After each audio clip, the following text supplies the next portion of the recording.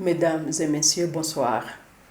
À l'occasion de la journée Ingabire Day que vous célébrez en Belgique ce 12 novembre 2022, je remercie encore une fois les différentes organisations qui ont eu cette idée d'instaurer ce moment de réflexion sur un thème aussi important, à savoir l'instauration d'un état de droit dans notre pays, le Rwanda. À cette journée, nous réfléchissons aussi sur les cas des prisonniers politiques et d'opinion. Dans la soirée du 13 et dans la matinée du 14 octobre 2021, la police et les agents de Rwanda Investigation Bureau, RIB en sigle, ont arrêté 8 membres de mon parti politique pour le fait d'avoir lu un livre « Comment faire tomber un dictateur quand on est seul, petit et sans armes ». Il venait juste de suivre sur Internet un débat sur le contenu de ce livre. Le journaliste Théoneste Sengimana, qui fut arrêté en même temps qu'eux, avait préparé un débat sur sa chaîne YouTube Mobavu sur le thème de la situation politique et des prisonniers politiques et d'opinion rwandais, car justement, on a célébré la journée Ingabire Day. Depuis lors, ils croupissent dans la prison de Nyarugenge sans jugement. En plus des membres de mon parti politique, il y a les opposants d'autres partis politiques en prison. Je ne reviendrai pas sur plusieurs prisonniers politiques et d'opinion, car vous les connaissez tous. Il y a ceux qui sont déjà en prison plus de 10 ans, comme Dr Théoneste Niyitegeka et Deo Mushayidi. Il y a ceux qui ont tenté de former un parti politique, comme Dr Kayumba, qui vient de passer plus d'une année en prison sans jugement. Les journalistes indépendants ou les youtubeurs n'ont pas la tâche facile non plus. Certains d'entre eux sont aujourd'hui en prison, comme Choma Hassani et Karasira Aimable, et j'en passe. Entre octobre 2018 et septembre 2019, 2 membres de mon ancien parti politique FDI Ingengi ont disparu et 2 autres ont été assassinés. Depuis juin 2020, mon proche assistant est porté disparu. Mon parti et moi personnellement avons une pensée spéciale pour eux aujourd'hui. Tout au long de l'histoire du Rwanda, l'obtention et le maintien du pouvoir politique ont été obtenus par la violence. Ainsi, la gestion sociale, politique et économique au Rwanda a toujours été enracinée dans la violence structurée.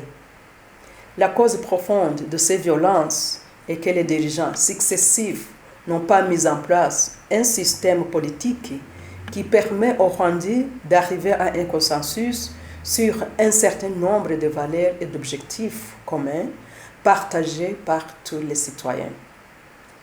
La persécution politique et les violations des droits de l'homme sont donc monnaie courante au Rwanda et celles-ci dissuadent les opposants politiques en exil de rentrer chez eux. Quiconque ose critiquer les politiques du gouvernement est persécuté et qualifié d'ennemi de l'État ayant l'intention de déstabiliser le Rwanda. Aujourd'hui, on entend dire que les groupes armés composés des réfugiés rwandais veulent renverser le pouvoir en place par la violence. Cette situation présente une source de tension constante entre le Rwanda et ses voisins qui ont accueilli ces réfugiés.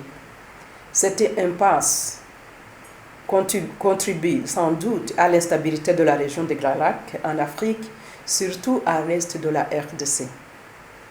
Aujourd'hui, où nous réfléchissons sur le sort des prisonniers politiques et d'opinion rwandais, les maisons, ou plutôt je dirais, les cases chez nos voisins dans l'est de la RDC brûlent. Le feu couve entre notre pays, le Rwanda, et la RDC. Et cette situation nous interpelle tous.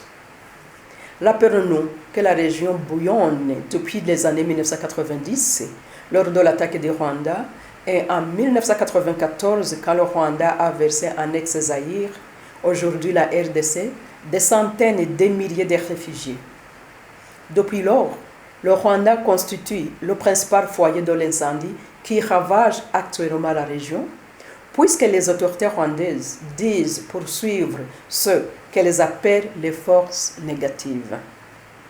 D'après les rapports des organisations de défense des droits humains et autres, ces conflits cycliques ont déjà occasionné la mort de plus de 6 millions de personnes, ce qui est plus que la population de Scotland aujourd'hui. Les violences sexuelles faites aux femmes et aux enfants en RDC ont atteint un niveau où en 2010, l'envoyé spécial de l'ONU pour les violences faites aux femmes et aux enfants en zone de conflit a baptisé la RDC la capitale mondiale du viol. Aucun jour qui passe sans qu'on entende parler des cas de viol en RDC, surtout dans la partie de l'Est de ce pays. Tout le monde parle de ces crimes, mais aucune institution internationale, aucun de ces pays qui se déclarent champions des droits de l'homme et de démocratie ne manifeste la volonté de mettre fin à l'impunité qui sévit dans la région et qui est une des sources de l'instabilité pour toute la région des Grands Lacs d'Afrique. À ce moment, les violents combats se déroulent dans l'est de la RDC, notamment entre l'armée congolaise et le M23, et ces combats ont déjà provoqué des déplacements massifs de la population. Aujourd'hui, la communauté internationale qui exhorte le gouvernement de la RDC à résoudre les problèmes sociaux, économiques et politiques internes qui l'opposent à ses opposants armés par un dialogue intercongolais, doit aussi exiger la même chose au gouvernement rwandais. Il nous faut un dialogue inter-rwandais hautement inclusif pour stabiliser une fois pour toutes la région des Grands Lacs africains.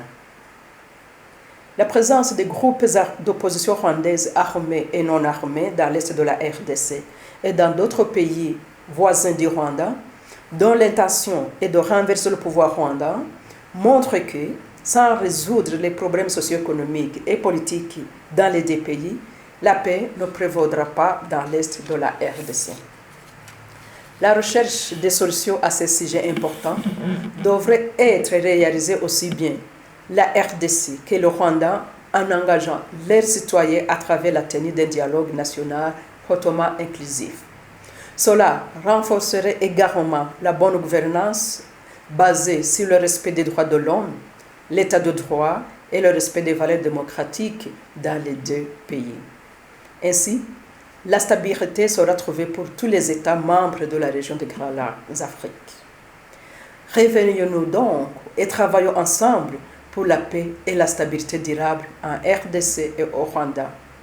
Je vous remercie et que Dieu vous bénisse.